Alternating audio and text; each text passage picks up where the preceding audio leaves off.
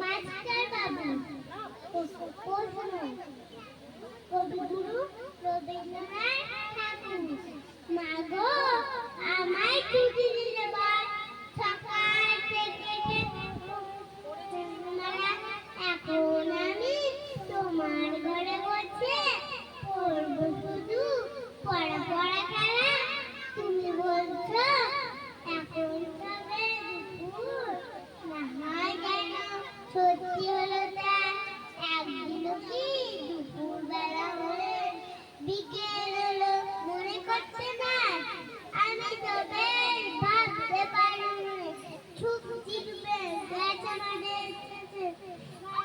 বুড়ি চুপি পড়ে নিয়ে শাখা তুলেছে পুকুর ধারে এসে